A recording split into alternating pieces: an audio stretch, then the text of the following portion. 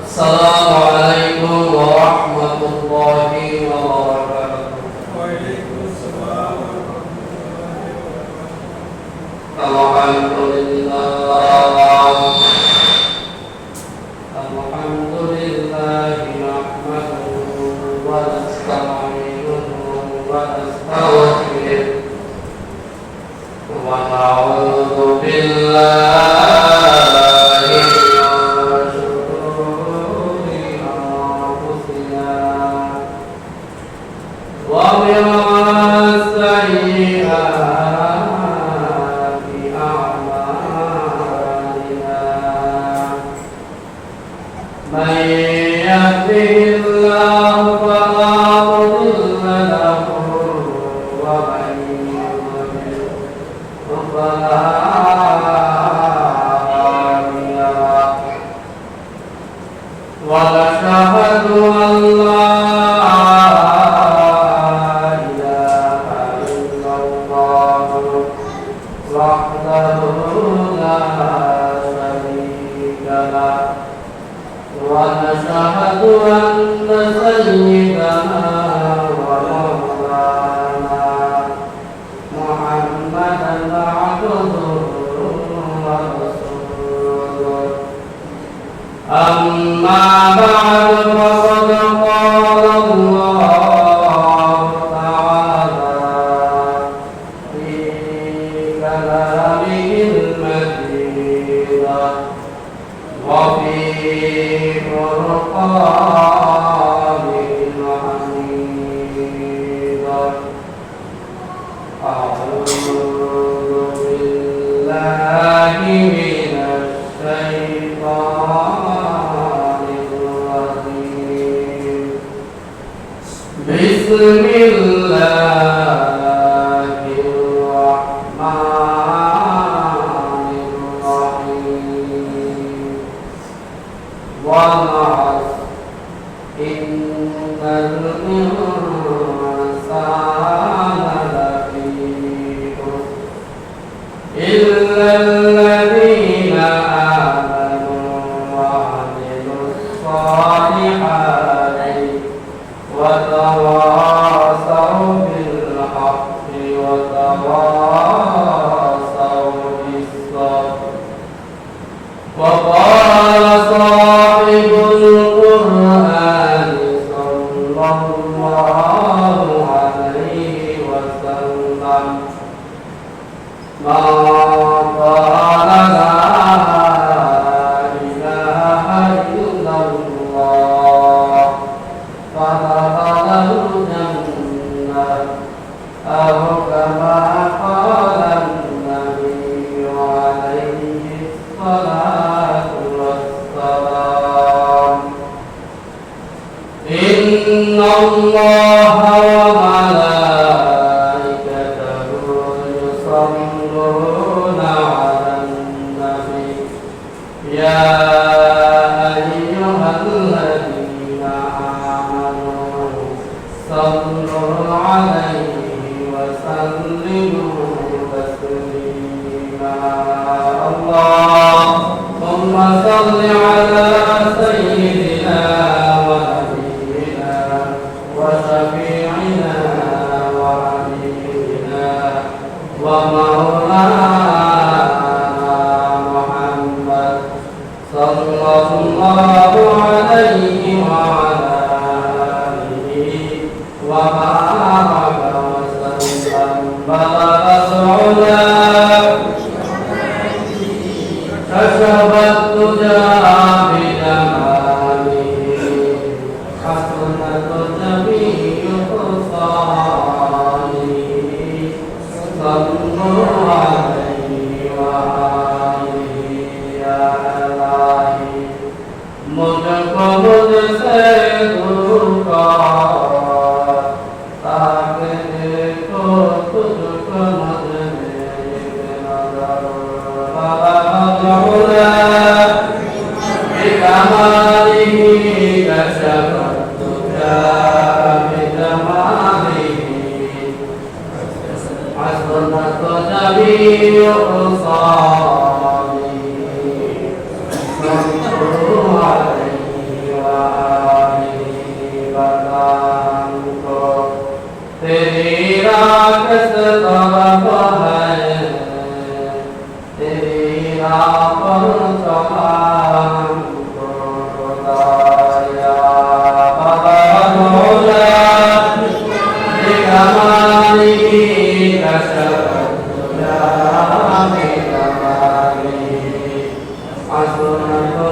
جميع صالحين صلوا عليه وآله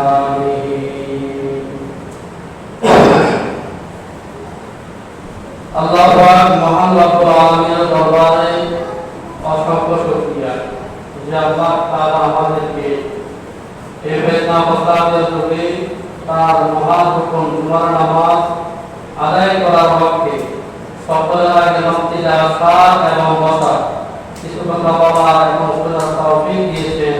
আমরা অন্তর থেকে কালিমাত শুকরিয়া আদায় করি। আলহামদুলিল্লাহ। রব্বানা লাকাল হামদ হামদান কাসীরান তাইয়িবান মুবারাকান ফীহি। সম্মানিত মুসলিম کرام, আজকে হচ্ছে শাওয়াল মাসের 21 তারিখ, অর্থাৎ আমরা এই মাসে আরো একটি জুমা পাব। এই মাসে আমরা জানি 6টি রোজা রয়েছে। আমরা অনেকে রেখেছি, অনেকে রাখিনি। তো যারা আমরা এই 6টি রোজা রাখিনি, এখনো সময় আছে, আমরা রাখার চেষ্টা করতে ইনশাআল্লাহ। সম্মানিত মুসলিম کرام, আমি সংক্ষিপ্ত বলার পরে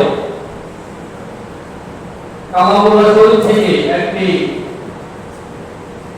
ছোট একটি সূরা তেলাওয়াত করেছি। যদি আল্লাহ তাআলা তৌফিক দেন তাহলে ওই সূরা সংক্ষিপ্ত তাফসীর করব ইনশাআল্লাহ।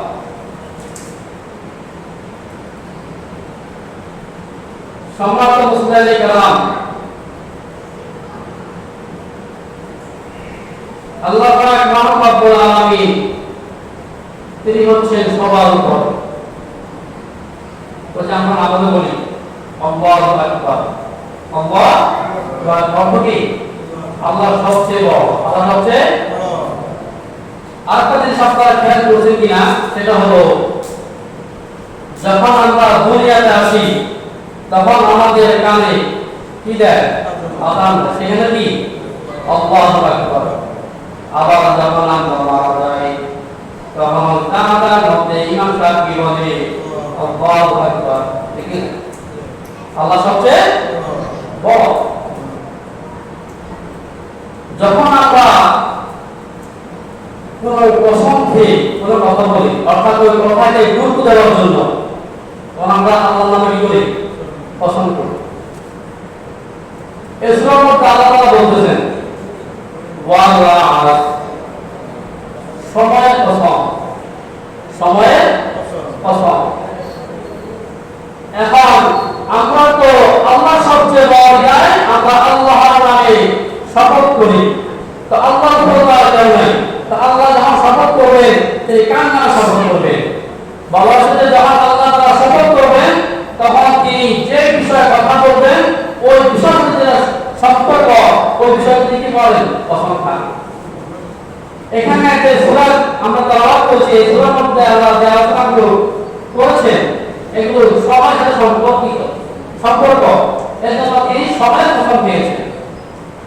এখন সময়টা কিসের সময়? সময়টা হলো যার হায়াত যেমন ওই কসম খেয়ার কথা বলছেন। যেমন কারো যদি 50 বছর হায়াত হয়, আল্লাহ তাআলা 50 বছর হায়াতের কসম খেয়ে বলছেন। কারো যদি হায়াত 60 বছর হয়, আল্লাহ তাআলা তার ওই 60 বছর হায়াতের কসম খেয়ে বলতেছেন ওয়াল আসরি, সময়ের কসম। ইন্নাল ইনসানা লাফি খুসর, সমস্ত মানুষ ক্ষতিগ্রস্ত। সমস্ত মানুষ ক্ষতিগ্রস্ত। আল্লাহ তাআলা তো কসম না খেলেও চলে, কিন্তু স্বাভাবিকভাবে কথা বললে তো হয়ে যায়। তো কসম কেন খেলেন? আরো গুরুত্ব দেওয়ার জন্য। আল্লাহ পাক মহান রব্বুল আলামিন তিনি বলেন ওয়াল আসরি ইন্নাল ইনসানা লাফি খুসর, সময়ের কসম, নিশ্চয়ই সকল মানুষ ক্ষতিগ্রস্তের মধ্যে রয়েছে। ক্ষতিগ্রস্তের মধ্যে রয়েছে।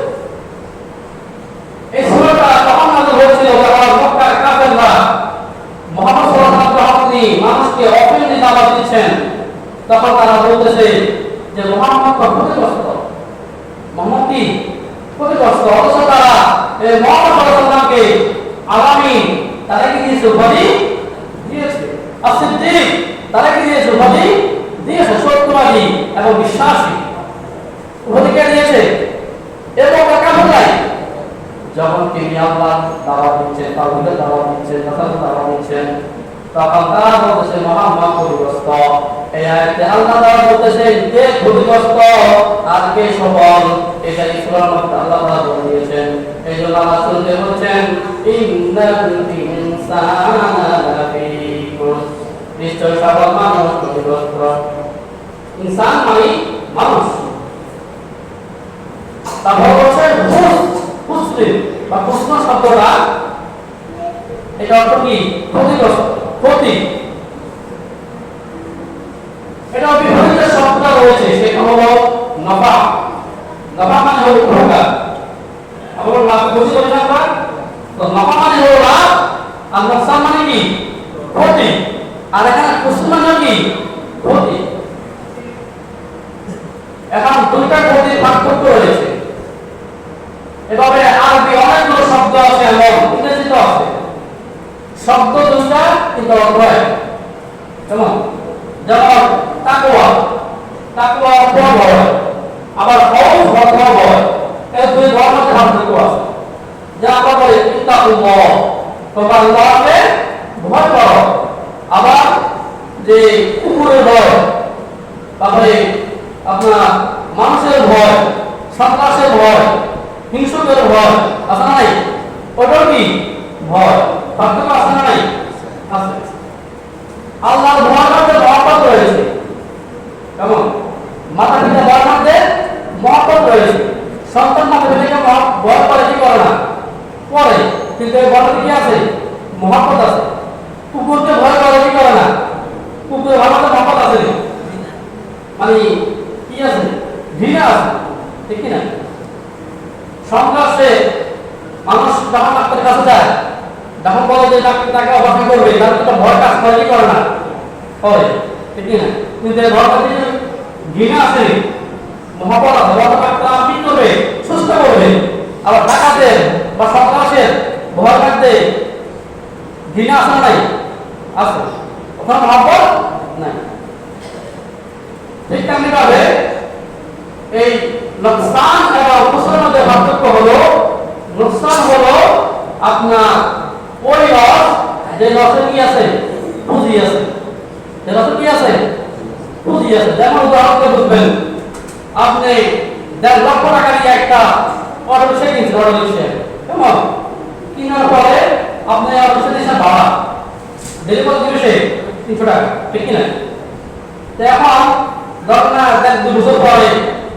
আপনি যে টাকা দিয়ে অর্ডার দিয়েছে ও টাকা কি গেছে উঠে গেছে উঠছে না উঠে গেছে এখন যেদিন আপনার মানে পুঁজি উঠে গেছে তারপর থেকে যারা দিবে তার কি হবে লাভ হবে ঠিক না এখন যেদিন থেকে লাভ শুরু হবে পর্যন্ত আপনি আপনার অর্ডার কি হয়ে গেছে শুরু হয়ে গেছে এখন কোন লাভ না লস লস না আপনার লাভ রাখা দিয়েছেন না আমার অবশ্যই না কিন্তু এই লসটা কোন লস পুঁজি আছে পুঁজি উঠে গেছে মানে লাভ করা যায় ওটা আসলে লাভ করা যায় কিন্তু পুঁজি মনটা চলে গেছে ঠিক কি না আর এটা হলো কি এটা হচ্ছে লোকসান আর খুসরা যেটা আমরা এখানে আগে বলছেন যে ইন্নাল ইনসানা লাফি খুসর সমস্ত মানুষ ক্ষতিগ্রস্ত মধ্যে রয়েছে এখন এই খুসরটা হলো এই ক্ষতিটা হলো ওই লস যে লসের পুঁজিও নেই কি নাই পুঁজিও কারণ আজকে আপনি অর্ডার নিয়ে আনছেন ভাড়া দিবেন প্রতিদিন যে সকালে আপনাকে কি দেবে তাই বলে দিয়েছে জমা দিয়ে যাবে ঠিক না কিন্তু যে আজকে নিয়ে আনছেন লাভ ইনফরমেশন এখান থেকে চলে হয়ে গেছে খুঁজিও নাই লাভ নাই এই হলো কি আল্লাহ এটা বলছে যে আমি সামনে 4টা কথা বলবো এই 4টি কথা এই 4টি আবার যার ভিতর না থাকবে তার কি যাবে খুঁজিও যাবে লাভও যাবে লাভটা কি লাভটা হলো জান্নাত আর খুঁজিটা কি খুঁজিটা হলো আমাদের হায়াত বলে বলছি একটু আগে যারা তারা আমাদেরকে যে হায়াত দিয়েছেন ওই হায়াতের পছন্দ বলতেছেন আর কি ঠিক না আমার জীবনে 30 বছর 60 বছর 50 বছর আল্লাহ আমাকে হায়াত দিয়েছে, যদি এই চারটা গুণ আমার ভিতরে না থাকে তাহলে আমার এই হায়াত কি হবে? বুঝিটা বৃথা, কোনো কাজে লাগবে, কোনো কাজে আসবে না। আল্লাহ কি জান্নাত, ওটা আমি কি পাবো না। কথা বলছেন? তাহলে আমি আমার এই পুঁজিকে কাজে লাগানোর জন্য এবং আমার যে লাভটা আমি যেটা পাবো জান্নাত, ওটা পাওয়ার জন্য আমাকে চারটি কাজ করতে হবে। কয়টি কাজ? চারটি কাজ। আল্লাহ তাআলা আরেকটা বলেন, ইন্নাল্লাহা আশতারা মিনাল মুমিনিনা আনফুসাহুম ওয়া আমওয়ালাহুম বিআন্না লাহুমুল জান্নাহ। ইন্নাল্লাহা আশতারা মিনাল মুমিনিনা, নিশ্চয় আল্লাহ তাআলা মুমিনদের থেকে ক্রয় করে নিয়েছেন বিআনফুসিহিম ওয়া আমওয়ালাহুম, তাদের যে হায়াত এবং তাদের যে মালগুলো রয়েছে, রিজিকগুলো রয়েছে, এগুলো তিনি ক্রয় করে নিয়েছেন। বিনিময় কি দেবেন? বিআন্না লাহুমুল জান্নাহ, তিনি বিনিময় তাদেরকে জান্নাত প্রদান করবেন, জান্নাত দিবেন। আমাদের যে হায়াত এবং আল্লাহ আমাদের যে রিজিক দিয়েছে, যদি আমরা এগুলো আমরা করেছি, বিক্রি করে দিয়েছি কিসের আশা? জান্নাত পাওয়ার আশা। এখন আমাকে এগুলোকে আমাদের মতো ব্যবহার করতে পারবো? পারবো না। আমার হায়াত, আমার সময় আমি আল্লাহর হুকুম মতে কি করতে হবে? ব্যবহার করতে হবে। আমার রিজিক, আমার ধন সম্পদ আমি মন চাইলে আমি করতে পারবো না, যেখানে সেখানে ব্যবহার করতে পারবো না। আল্লাহ যেখানে বলেছেন ব্যয় করার জন্য আমি সেখানে কি করবো? এখন যে চারটি গুণ আমাদের থাকা দরকার, সেটা হলো ইল্লাল্লাযীনা আমানু ওয়া আমিলুস সালিহাত। আল্লাহ তাআলা বলেন সমস্ত মানুষ ক্ষতিগ্রস্ত, কিন্তু তারা ছাড়া যারা ঈমান এনেছে, কি এনেছে বলেন? ঈমান এনেছে। ওয়া আমিলুস সালিহাত, শুধু ঈমান আনলেই হবে না, পাশাপাশি নেকামল করতে হবে। নেকামল কি করতে হবে? তারপর আল্লাহ তাআলা বলেন ওয়া তাওয়াসাউ বিল হাক্কি, তারা একে অপরকে হকের দাওয়াত দিবে। অর্থাৎ যে ঈমান সে নিজে এনেছে, যে আমল সে নিজে করেছে, এটা সে পরস্পর অপরের কাছে কি করবে? দাওয়াত দিবে। ঠিক কি না? বাবা ফজর নামাজ পড়ে কিন্তু ছেলেকে এবং থেকে উঠায় না। আমার ছেলে রাত্রে 1টা-2টা পর্যন্ত সে মোবাইল চালাচ্ছে, ইউটিউব চালাচ্ছে, সে রাত্রে তার ঘুম হয় না, মোবাইল দেখে, ঠিক না? কিন্তু যদি আমি এখন ফজরের সময় তাকে নিয়ে আসি, তার ঘুম ডিস্টার্ব হবে। আমার বাবা আপনারা নেই, বাবা আমার তো আজকে ছেলে বাবা হবে না, ঠিক না? ঘরে পুত্র বধূ আছে, নিজের মেয়ে আছে, অপরাজিত ওয়াইফ আছে, তাদের কেউ বাবা দিয়ে আসে না। নিজে তাহাজ্জুদ করে, নিজে কি করে? ফজর নামাজ পড়ে, নিজে তাহাজ্জুদ হাজির করে, নিজে কোরআন তেলাওয়াত করে, জিকির আজকার করে, কিন্তু তার ছেলেকে, তার মেয়েকে, তার পরিবারের সদস্যদেরকে, তার বাড়ির লোকদেরকে, যারা তার কথা মানবে তাদেরকে সে দাওয়াত দেয় না। আসলে নাই? তাহলে আল্লাহ কি বলছেন? কি বলে? শুধু নিজে করলে হবে না, আর তুমি কি দিতে হবে? দাওয়াত দিতে হবে। তারপর আল্লাহ বলছেন ওয়া তাওয়াসাউ বিস সাবর, এবং অপরকে ধৈর্য ধারণের জন্য উৎসাহ করতে হবে। এই চারটা যে কাজ, এই চারটা কাজ তো ধৈর্য লাগে না? ধৈর্য লাগে। এটা আমরা নামাজ পড়তে আসছি, ধৈর্য লাগে না? যে আগে আসে নাই তার ধৈর্য নাই। সে মনে করে যে আমি 9:30 যাবো, আমি প্রায় 2টার দিকে আমি আসবো, এটা সময় আমার নাই, ঠিক না? এই জন্য সে যখন খুতবা দেয় বা খুতবা একটু আগ মুহূর্তে সে আসে, দিলে আপনার চেষ্টা হয়ে যায়, তার ধৈর্য কম, ধৈর্য নেই, ঠিক না? এই আমলগুলোর মধ্যে ধৈর্য লাগবে কি লাগবে না? ধৈর্য লাগবে।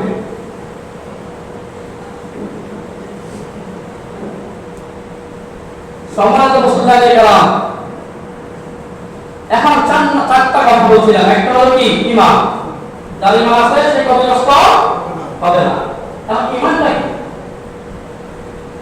আমাদের মুসলমান, আমাদের ঈমানদার দাবি করে, ঈমানটা কি? ঈমানটা কি এটা জানা আমাদের উপর ফরজ। আমল ফরজ ওই আমাদের মাথা জানাও কি ফরজ, যে আমল ওয়াজিব ওই আমাদের মাথা জানাও কি ওয়াজিব। জানতে হবে আপনি কিভাবে মানে আমল করবে। অনেক আছে আমরা নামাজ পড়ি কিন্তু নামাজ মাথা জানা না, আছে না? অনেক আছে বিবাহ শাদী করে কিন্তু সে মাথা জানে না, ব্যবসা করে সে মাথা জানে না, ওযু করে সে মাথা জানে না, নামাজে সে ভুল পড়লে কি করতে হবে সেটা জানে না, সালাম করে নামাজ কি হবে ওই ভুল করে না, আছে না? মাথা জানা না, জানাটা সবই করা না। ইমান কি? ইমান হলো ৬টি জিনিসের প্রতি ইমান আনতে হবে। এখন এই ৬টি জিনিস কোরআনের কোন আয়াতে আছে, হাদিসের কোন হাদিসে আছে, এটা একটা সাধারণ মানুষ কি জানতে পারবে না।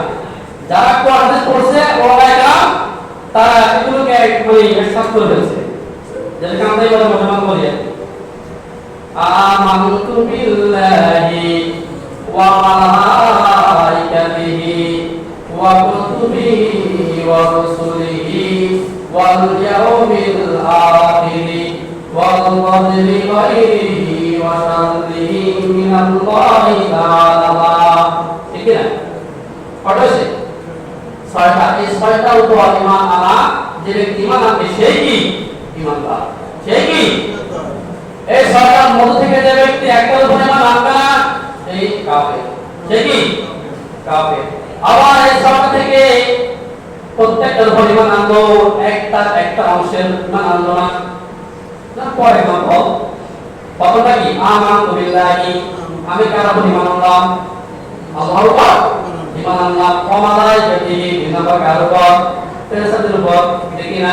তিন নম্বর ওয়া কুতুবিহি, আল্লাহর কিতাবের উপর, কিতাব সমূহের উপর, আল্লাহর কিতাব সমূহের উপর। এখন যে কোরআন, দেখি না? এখন কেউ যদি বলে যে আমি কোরআনে 114টা সূরা থেকে আমি 113টা মানি, একটা মানি না, সে কি ইমানদার? অথবা সে বলল আমি যতগুলো আয়াত আছে সবগুলো আয়াত মানি কিন্তু একটা আয়াত মানি না, হবে। আমি সবগুলো আয়াত মানি কিন্তু আমি একটা আয়াতের একটা ওয়ার্ড একটা শব্দ আমি মানি না, ইমানদার হবে? হবে না। তবে সরকার কি আনতে হবে? ঈমান আনতে হবে। যে ব্যক্তি সরকার উপর ঈমান আনবে সেই কি হবে? ঈমানদার হবে। এখন আমরা একজন আরেকজনকে কাফের বলে দিবেন, ঠিক না? বলা হচ্ছে যে এই ছয়টা গুণ যদি তার ভিতর থেকে থাকে, তুমি যদি তাকে কাফের বললা তাহলে সে কাফের না, বলতে তুমি কি হয়ে যাবে? কাফের হয়ে যাবে। যেমন আমরা জানি আমাদের নবী আলাইহিস সালাম তিনি গায়ব জানেন না, গায়ব জানা একমাত্র কে? আল্লাহ তাআলা, ঠিক না? নবী কি জানে না? গায়ব জানতে আল্লাহ তাআলা কোরআন বলছে, ঠিক না? কিন্তু যারা বলেন নবী গায়ব জানে তারা আমাদেরকে কি বলে? কাফের বলে, ঠিক না? কিন্তু তারা কি কোন আয়াতটা মানছে? তারা মানে না। এভাবে অনেক উদাহরণ দেওয়া হবে যে আমরা যে ব্যক্তি বলবে আমাকে কাফের, ঠিক না? কিছু আসলে কাফের আছে না, যে কথায় কথা বলবে কাফের বলে প্রতিটি ভাষা, ঠিক না? বড় যদি ওই ব্যক্তির ভিতরে ছয়টা গুণ থাকে তাহলে সে কাফের হবে না, তুমি কি হয়ে যাবে? কাফের হয়ে যাবে। কেন? এদের মনে যদি কাফের বলে কেন? এজন্য আমরা এগুলো বলতে সাবধান। তাহলে এগুলো হচ্ছে কি ঈমান, এই সাধারণ ঈমান আনতে হবে। তারপর আল্লাহ তাআলা বলেন ওয়া আমিলুস সালিহাত, শুধু ঈমান আনলে হবে না, নেক আমল করতে হবে, নেক আমল করতে হবে। কারণ আপনার আমলে তো আপনাকে জান্নাতের নাজ-নেয়ামত দিবে। আপনি ঈমান দিয়ে কি পাবেন? জান্নাত পাবেন।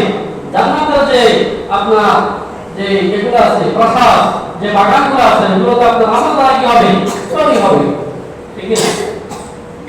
ধরুন পৃথিবীতে দুই ভাই, এক ভাইকে বাবা ক্ষমতা আছে 10 বেশি, দুই ভাই কম্পিটিশন দিচ্ছে, কম্পিটিশন করে তারা পাইছে, ঠিক না? এখন এক ভাই ইনকাম ভালো, সে ওখানে বিল্ডিং করছে, কাজ করছে, একটা বাধ্যতা করছে, ঠিক না? আর এক ভাই ইনকাম নাই, সে ওদের মত লাভ করে মানে দূরে বসে থাকে, ঠিক না? কিন্তু সে যার কি নাই ইনকাম কম, সে ইচ্ছা করলে ইনকাম করে সে বিক্রি করতে পারে কি পারে না? পারে। পক্ষান্তরে যদি মৃত্যুর পরে আমরা জান্নাতে গেলাম, দেখলাম যে আমার পাশের ভাই, আমার বাড়ির পাশের বাড়ির লোক বা আমার বন্ধু, সে আমার থেকে তার জান্নাতটা হাই কোয়ালিটি ভিআইপি স্টাইল, ঠিক কি না? আমার জান্নাতটা নরমাল, বড় তো সেখানে কি আর ভিআইপি সিস্টেম আছে? নাই। এটা কোথায় আছে?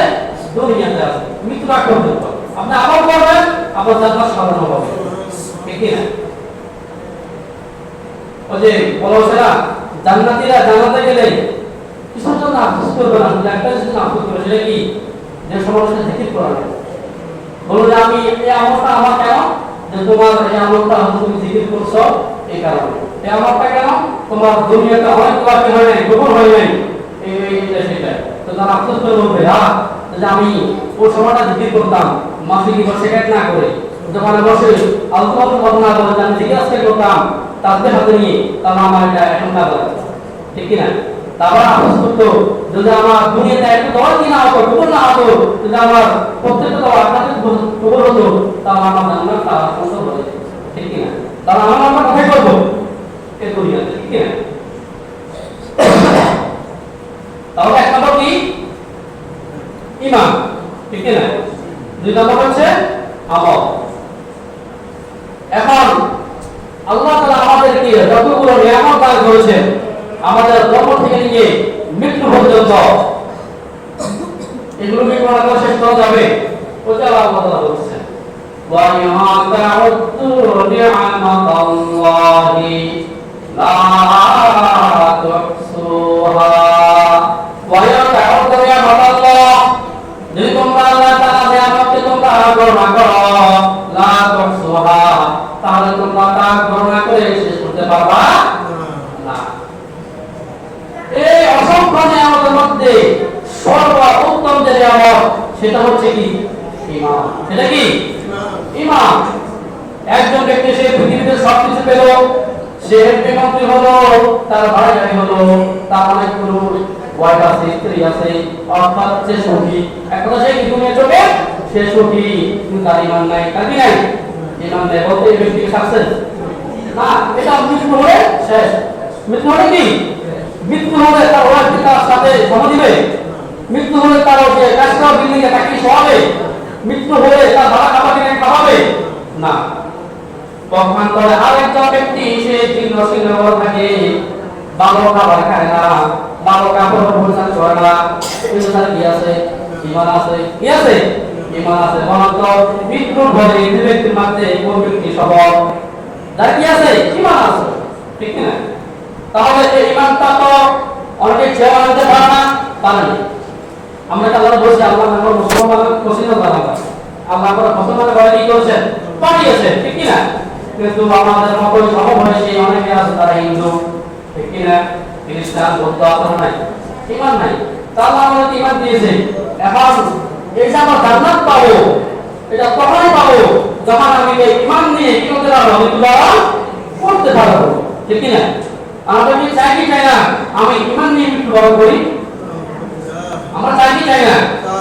সবাই আমরা ঈমান নিয়ে মৃত্যুবরণ করি, আমরা চাই কি চাই না? এজন্য ওলামায়ে কেরাম তারা বলেছেন, যদি মানুষ দুইটা কাজ করে তাহলে তারা ঈমান নিয়ে মৃত্যুবরণ করতে পারবে। কয়টা কাজ? একটা হলো ইয়াকা না'বুদু ওয়া ইয়াকা নাস্তাঈন। তাহলে পড়েন, ইয়াকা না'বুদু ওয়া ইয়াকা নাস্তাঈন। ইয়াকা না'বুদু, আল্লাহ আমরা আপনারই ইবাদত করি। ইয়াকা এটা আমি জামান যাই, যারা আমি বুঝে তারা বুঝবেন। জমিরে মানসুবে মুত্তাসিল। ইয়াকা না'বুদু, আমরা আপনার ইবাদত করি না, আপনারই ইবাদত করি। আচ্ছা আমরা আপনারই ইবাদত করি। ওয়া ইয়াকা নাস্তাঈন, এবং আমরা আপনার নিকট সাহায্য প্রার্থনা করি। শুধু আমার বললে কি হবে? সাহায্য চাইতে হবে। সাহায্য কি চাইতে হবে?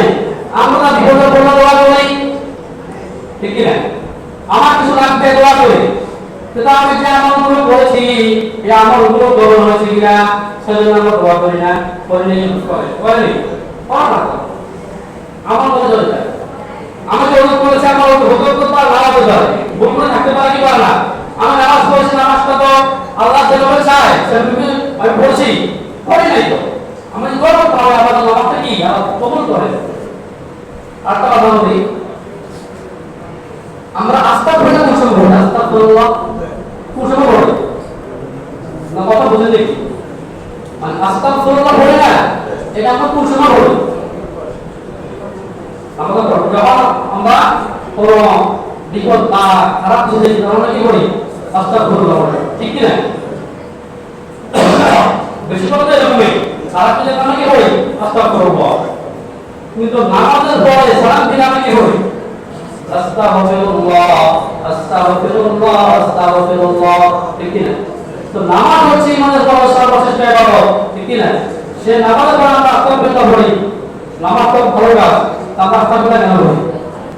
এখানে আস্তাগফিরুল্লাহ পড়ার কারণ হলো, হে আল্লাহ আমি যে নামাজটা পড়লাম, আমার এই নামাজটা যেভাবে পড়া উচিত সেভাবে পড়তে পারি নাই, আমার নামাজ ভুল করে থাকতে পারি, আপনি আমার ভুলকে ক্ষমা করবেন, আমি আপনার নিকট ক্ষমা চাই। আস্তাগফিরুল্লাহ মানে কি? আমি আপনার নিকট ক্ষমা চাই, ঠিক না? তাহলে আমরা প্রত্যেকটা আমল করলে দোয়া কবুল করব না, আল্লাহ তাআলা আমার এই আমলটা কি করে? কবুল করে। তাহলে আমরা যদি চাই আমি ইমান দিয়ে মৃত্যুবরণ করি, তাহলে কি করতে হবে? আমাকে আমল করতে হবে, কি করতে হবে? আমল করতে হবে। তো আমল করলে হবে না, ওয়া ইয়াকা নাস্তাঈন, এবং আল্লাহর সাথে যেতে হবে সকল বিষয়ে। যেন আমি ইমানে মৃত্যুবরণ করতে পারি, যেন আমার নামাজ কবুল হয়, যেন আমার বিপদ দূর হয়ে যায়, যেন আমার অসুখ দূর হয়ে যায়, যেন আমার অশান্তি দূর হয়ে যায়, কোথায় সকল সব ক্ষেত্রে আমরা কি করবো? দোয়া করতে থাকি, ঠিক কি না? তাহলে হবে গেল, কটা গেল? একটা হলো ইমান থাকতে হবে, আর হলো কি? আমল করতে হবে। তিন নম্বর হলো ওয়া তাওয়াসাউ বিল হাক্কি, একে অপরকে পক্ষে দাওয়াত দিবে, অর্থাৎ যেটা নিজে করেছে এটা অন্যকে কি দিবে? দাওয়াত দিবে। এটা নিয়ে বিস্তারিত আলোচনা সংক্ষেপ।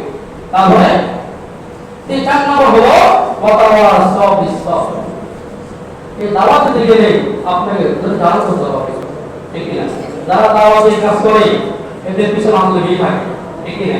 যেখানে যে যাকে চেনে না তার নিজের সমালোচনা করে না, তো যারা দিনের খাতিরে কি করে, মাঠে মাঠে তাফসীরে মাহফিল করে, সামান্য একটু মসজিদ গেলে সেখানে শেষ করে দেয় সমালোচনা, ঠিক কি না? যারা মসজিদে গিয়ে নিজেরটা খেয়ে নিজেরটা পড়ে মাসে দাওয়াতে কাবু যাওয়া, ঠিক কি না? এদের পিছনে সমাধান করে না করে, এরা তো একেবারে মানে সঠিক, আমি সেটা বলছি না, তবে এটাও ভালো কাজ, যেটুকু করে এটাও ভালো কাজ, আমরা তো সেটা করতে পারি, ঠিক কি না? সমাধান করে না করে, কিন্তু এগুলোর ক্ষেত্রে আমাদের ধৈর্য ধারণ করতে হবে, ধৈর্য ধারণ করতে হবে। ইমাম সাহেব খতিব সাহেব সে দাওয়াত দিবে মানুষকে, ঠিক কি না? যে সুদ খায় তার গায়ে লাগবে, সে আবার ইমাম সাহেবের সমালোচনা করবে, ইমাম সাহেব ধৈর্য ধারণ করতে হবে, ঠিক কি না? কথা বলে দেখবে হয়তো হয় না, অনেক পতিতা আছে এবং যে ইমাম সাহেবকে ডাইরেক্ট অফিসে বলে দেয় আপনি এমন কথা বলবেন না যে কথা বললে মুসলিম মারা কষ্ট পাবে। ইমাম সাহেব বলেন কি, যারা জেলাবাদী, যারা শুদ্ধ, যারা কষ্ট পাবে এই কথা বলবো না, তারা আমার কোনো কষ্ট পায়, এগুলো বলতে পারবে না। কে বলে? সেক্রেটারি বলে, এক কথা বুঝলেন নাই? এটা কি মসজিদ আছে? এটা যে মসজিদে আল্লাহ কথা বলতে তার মানে এটা মসজিদ আছে? আল্লাহ আমাদেরকে ধারণ করা তৌফিক সবার আমিন। যখন আপনি দাওয়াত দিবেন তখন আপনাকে কি করতে হবে? কোন কথা শুনতে হবে, ধৈর্য ধারণ করতে হবে। নবী রাসূল বলেছেন না, কত কষ্ট করছেন নবী রাসূল না? আপনি দাওয়াত দিবেন একজনকে, বলবে একটা এসে এখন একটা মারা হয়ে গেছে, দাওয়াত দিতে বলে কি বলে না? আপনার সবার একটা বন্ধু সে তার দিকে গিয়ে বা মাহফিলে গিয়ে পাশে কোন একটা ইসলামী সংগঠনের থেকে সে কি হয়ে গেছে? ধার্মিক হয়েছে, নামাজ কালাম পড়ে, কোরআন তেলাওয়াত করে, তখন তার বন্ধু-বান্ধবকে বলে, তখন বলে তো সে হুজুর হয়ে গেছে, ঠিক করে বলে, আর কি করে না? তো ধারণ করতে হবে। তাহলে যে ব্যক্তির নিকট এই 4টা গুণ থাকবে সে কি সফল? কেমন সফল? বলছে লাভ আছে, আরে খুশিও আছে, লাভ আছে। খুশি 1000 টাকা লাগলো, লাভটা কি সে বেচতে পারে, ঠিক কি না? এক নম্বর ইমান, বলে যাও এক নম্বর কি? ইমান, 2 নম্বর আমল, 3 নম্বর কি? দাওয়াত, 4 নম্বর যদি ধারণ করতে হবে। মাশাআল্লাহ, কেমন? এই 4টা আমল যে ব্যক্তি করবে সে কি সাকসেস। কে বলছে? আল্লাহ তাআলা। আল্লাহ তাআলা আমাদেরকে এই চারটা আমল দেয়, এই চারটা আমল যে আমল করতে থাকবো সবার আমিন। ওয়া আখিরু দাওয়ানা আলহামদুলিল্লাহি রাব্বিল আলামিন। যারা কেমন পড়ে নাই তারা